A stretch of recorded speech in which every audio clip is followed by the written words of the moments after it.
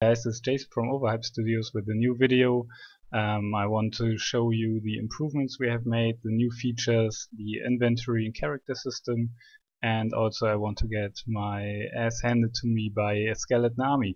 So let's go into it. First off, I'm going to show you the new features that we have implemented since the last video.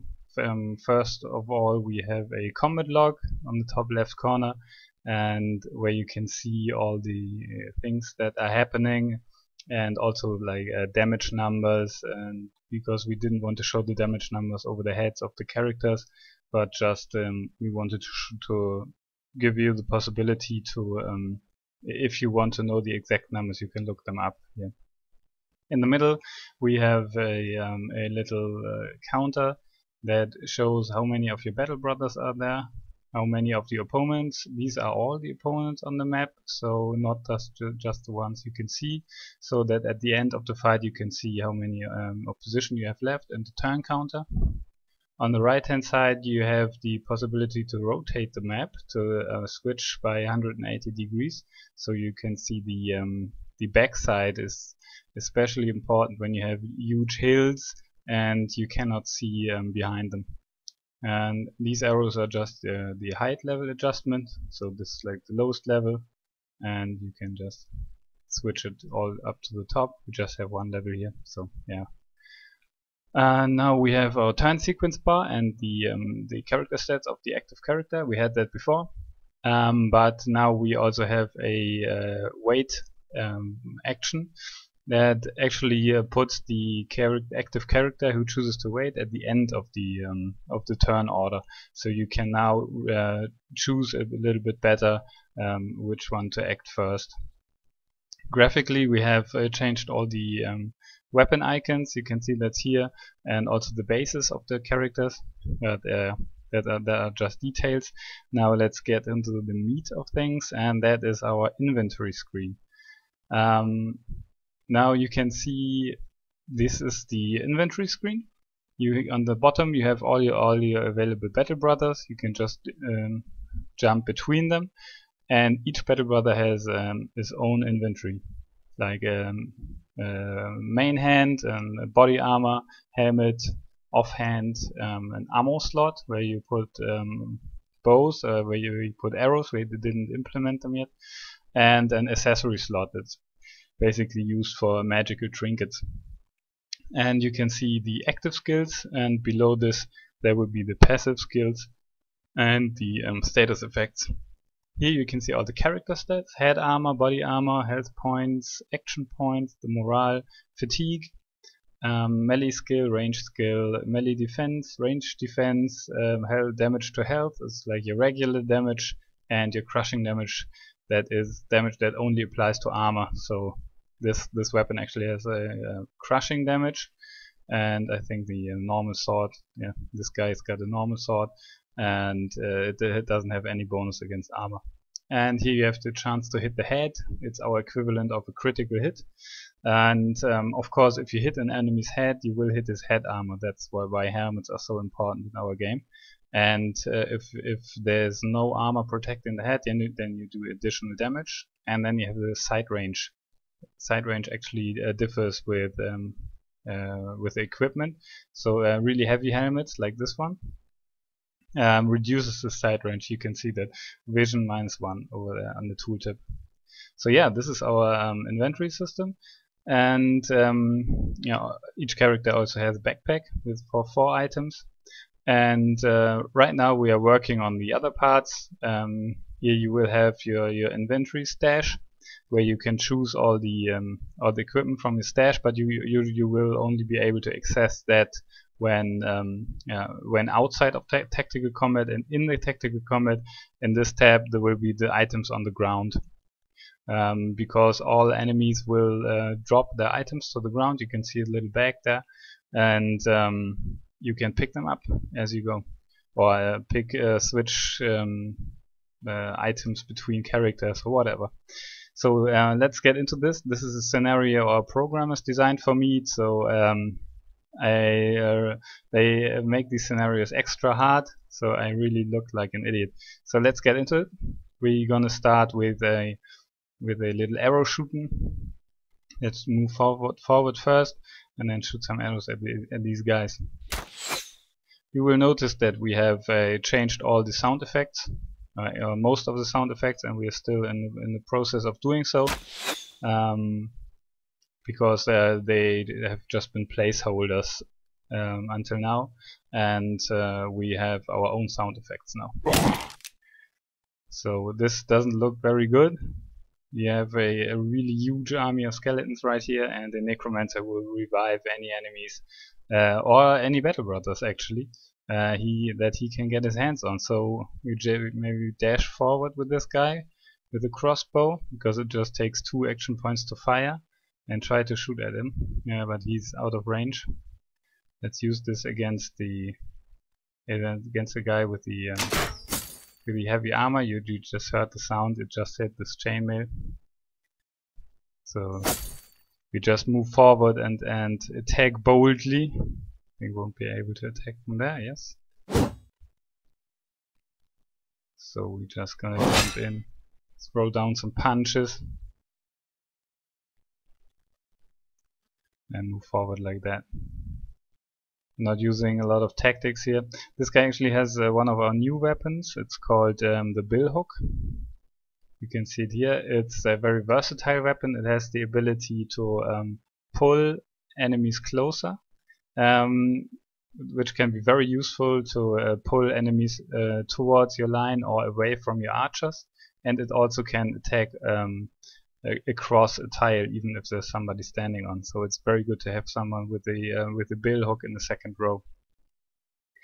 You really can make use of it. There you see that the skeleton archer just hit his own guy. So yeah, firing in the midst of the battle, somebody will get hit. We have like a really massive army of skeletons, and the problem is that the necromancer at the back will revive all of them. He can just revive one each turn, but yeah, I have to kill more than one each turn to even it out. These guys are not to mess with. These are heavily armored fallen heroes, and they don't make any prisoners. Now with this guy I'm gonna smash this guy who's trying to flank me. 45%. Yeah, I think I risk it. Unlucky. That was a miss. So now priority is to get rid of the shields of the enemy shields. Two-handed weapons are very good for that. They have a split shield ability, and we're gonna use that on the fallen hero, and there goes his shield. Problem is the two-handed guy obviously has a very low defense, and I hope he won't die too soon. I really have to make my hits count now, because this is not looking very good actually. So how far can I shoot? I really have to move forward to maybe get a shot at this guy, but right now it doesn't look like it. Okay, we're gonna soften those guys up. Oh, that was close. Just gonna throw some arrows down at the back row. Dude, what's wrong with you, dude? Reloading. Crossbow just takes 2 to shoot, but it takes 7 action points to load the weapon. So now we better use this against somebody who's heavily armored. Probably that guy. That was a good hit. He lost all his body armor and some health points, so that was actually not bad. Okay, let's get rid of some guys. Maybe we try a normal attack on this guy. Come on. Dang. Never mind. Now I think my chances are not very good at to win this actually, but we're gonna try. Battle Brothers is all about telling a story, and if you can actually manage to get out with a couple of guys, and the game will be playable like that. It won't punish you if you lose just one engagement. And this is the attack across, very useful, because you can actually use the guys on the back row pretty effectively. Now here's a new skill. It's a knockout. You can use it to stun an enemy for 1 turn, and I'm really keen on using it on these guys over here. First I have to get this guy out of the way. There you go. Oh, that doesn't look too good. The shield is already smashed. You can see it here. Just one more hit and it's gone. I have to destroy this guy's shield. He just rose his shield. That means he used his ability Shield Wall. And now it's really tough to hit him. That's why I am actually using the spear on this guy, because he didn't raise his shield. Let's knock him back. And now we opened up in the a breach in the middle, and I hope that this guy can run through and kill the necromancer. That would be actually really awesome. Now with this guy I'm gonna go into a defensive mode, activating his shield wall for maximum defense, and activating his the skill he gets from his sword. It's called Riposte, and anytime somebody attacks him and doesn't hit him, he gets a free counter attack. So I hope all of these skeletons will attack him, and then he gets a lot of counter attacks. Because of his raised shield, he will be really hard to hit. Let's get rid of this guy. Come on. No luck there. Okay, the necromancer will continue to do that until I kill him. I hope they don't fill up this breach, because then I have no chance on getting to that guy. Okay, the shield has to go. I have no other chance. Like that. There you can see the riposte skill in action. Okay, now I have a couple of enemies standing here, and maybe I can use a swing to hit these two guys. The swing can actually hit 3 guys, but yeah, it goes like this. So hopefully I can score some hits with it. Yeah, I hit that guy, but not a lot of damage actually. Okay, let's see if we can reach the necromancer. No chance. I have to get on this hill, because the small hill will increase my range, and now I can shoot him. Yeah, that was not a very good shot. Now it's time for their artillery. This guy just received a hit to the head, but luckily he had a helmet, and so now the helmet is gone, but he's still alive at least. Come on, yeah, his armor is still holding up. There goes his shield, and the riposte. Now I'm really in a tight spot. I haven't killed any meaningful enemies, just some normal skeletons. They are all raising their shields to form a shield wall. They give additional bonuses if you have someone adjacent. And this guy is trying to flank me. I think I'm gonna take a shot at him. An aimed shot. Come on, how could he possibly miss that? He wants to actually flank me and get into my back to attack the lightly armored guys and the guys with ranged weapons. Yeah, he's a smart skeleton. Okay, let's stun up this guy. I hope it works. Oh no, very small chance to hit. It's no use doing that. And for this guy as well. So there you can see they're using the shield wall ability. They're really hard to hit. Oh, that was lucky. I stunned him. Now he won't be able to do anything for one turn. Now try to open up that breach in the middle again. Nope. Okay.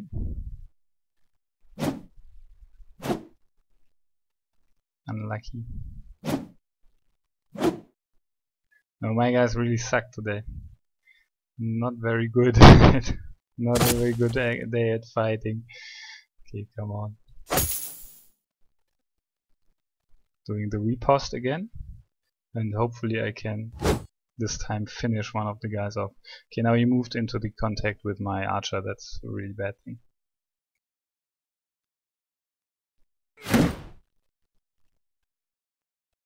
Okay, let's strike these two guys down with the swing ability of the two-handed sword. Yes, just like that. There you go. This is the two-handed sword to use to maximum effect. And you can see the little bags. That's actually when they are dropping items. You can see the little bag, and then in the finish game, or you can stand on that tile, open the inventory, and here with the stash it's also the ground, and the items will show up here and you can pick them up. Okay, this guy is really fatigued, so Ludwig is really fatigued because if every time he's hit actually by a weapon he gains additional fatigue. Maybe I'm gonna try to kill this guy off. No. Okay, get an aim shot on the Necromancer.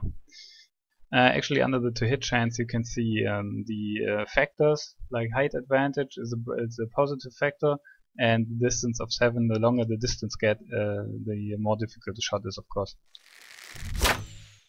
Yes, nice one. Bernhard actually absolutely worth his money. Scored a one kill in one hit, and killed the enemy Necromancer, and now I actually have a chance of winning this. I say as my battle brothers get slaughtered by the enemy battle line.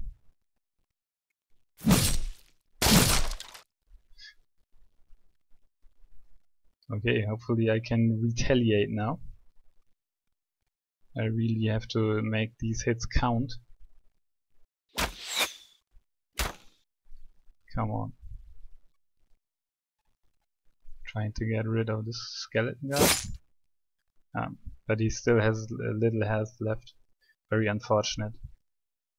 I won't move this guy because when I move him out of the zone of control, that is around every enemy, he will get a free attack on me. So I use the wait button, and I'm just gonna wait a turn.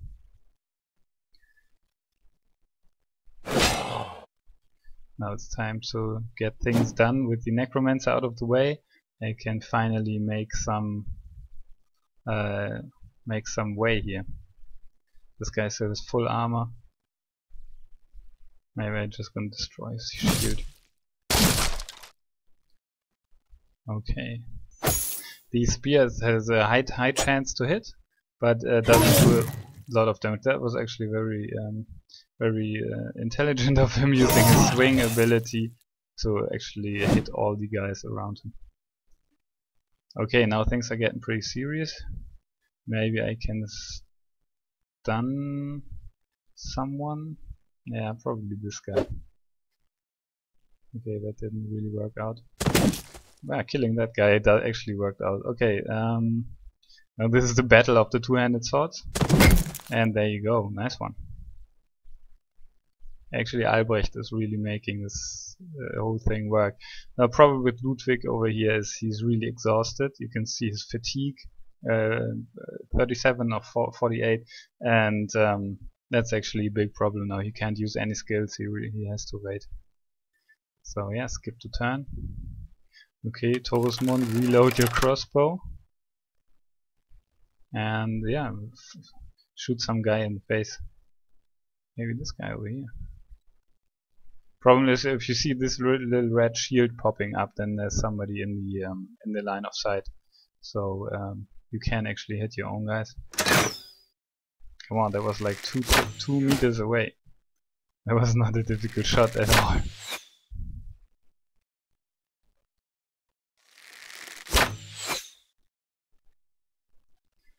The skeletons actually don't really care if they are hitting their own guys. They are just letting those arrows fly.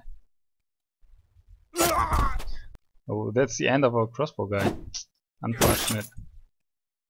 I hope he doesn't get hit too many times now, because he really has to regenerate some fatigue. Okay, here we go. 57, that's not a very good chance. Now you can line these guys up for shots. You can see that I have a chance to hit this guy and this guy, so I'm gonna throw some quick shots down this battle line. At least one hit. Just working down these guys. Or not. Okay. Can do the same thing here. Yeah, well, both got hit by an arrow. That's decent. Okay, time to retaliate. There you go. Slowly withering them down. And now he has enough action points for an attack. If you can hit this guy on the body, he has actually a pretty good chance of killing him. No, Ludwig, you're really bad. Okay, just working down this guy. Oh, that was actually a really nice hit. Eberhold really, really owned his payment today. Yeah, he's too exhausted as well. The problem with two-handed weapons is they really cost you a lot of fatigue every time you use special skills. And so you can see that you really have to give the two-handed weapons to guys that have a high stamina and have a high fatigue limit, so they can keep using the skills. Oh, come on. Okay, that's the end of him. He didn't do very well, actually. I think he didn't even score one hit, so yeah, there you go. Now we can use the hook ability, and maybe I can get him away from my archer. I hope that works. Very nice. So I hooked him back here, so now my archer can use his bow in the next turn, which is actually very, very neat. Okay, firing away. This guy really earned his money today. He's shooting down some bolts on this guy. Some arrows. There goes the shield. But worry not. We will kill this guy. Bang. Down he goes. Come on, this is just 1 meter away. You will hit this guy. Nice, and another one. Really have to get rid of this guy in our back because he's really wreaking havoc among our battle brothers. This is actually looking pretty okay. I lost 4 guys, but still we have a chance. We are making good progress over here. Actually, I intended the video to be a bit shorter, but this is a good run. Yeah, just smash his head in. Yay, there you go.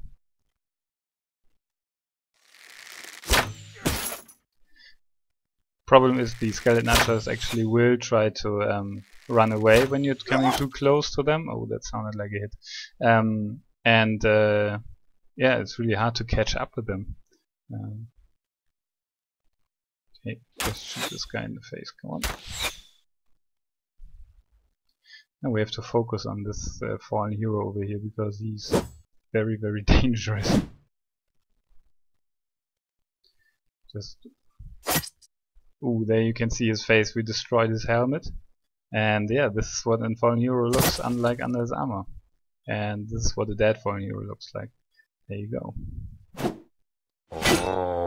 Yeah, really making short work of all these guys. I'm amazed, actually. I'm really amazed at how my battle brothers perform. Awesome sauce.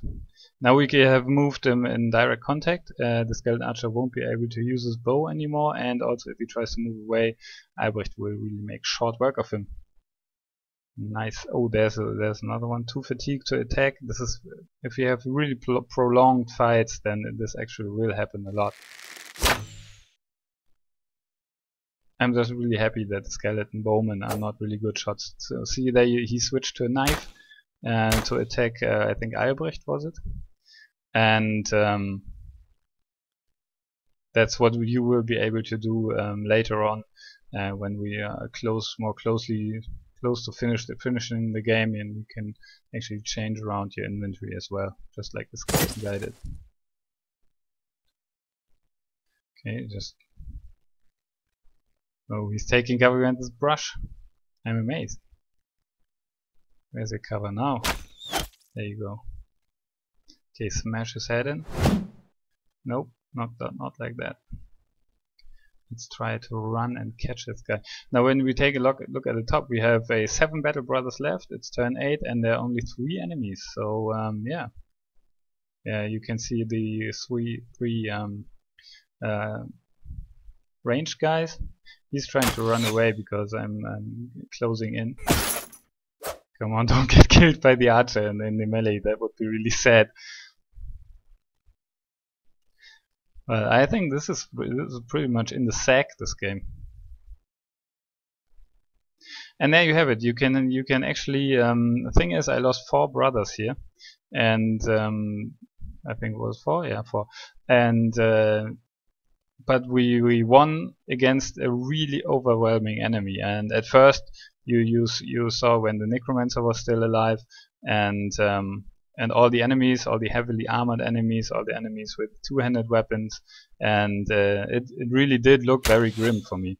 But this is actually the lesson in Battle Brothers. You really have to hang on. You have to make every hit count, and you must never give up. If you lose a guy, yeah, then so be it. Or if you lose 2 or 3 or even 4 guys, you can still win a fight. And we will design the game in a way that you actually can lose 4 guys and continue the campaign without having a severe penalty through that.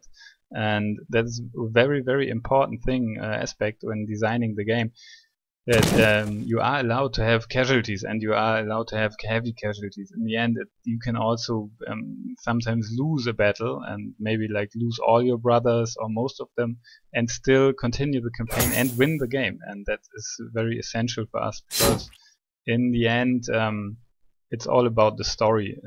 It's not about winning a fight as efficiently as possible. It's about the survivors. You can see these guys, they're all beaten up. This guy's armor is beaten up, the bloody weapons, the armor is cranked up, the shields are destroyed, and the battlefield really looks like a real battlefield. You've got arrows sticking around, the smashed shields, the bodies everywhere, and you really have the feeling that you have achieved something, and you have really fought a hard fight and gained a great victory. So there you go. There you have it. We will release a demo version shortly, and by the time this video is out, it will take like roughly a week or maybe 2, and then you can play this for yourself and give us some feedback. So cheers!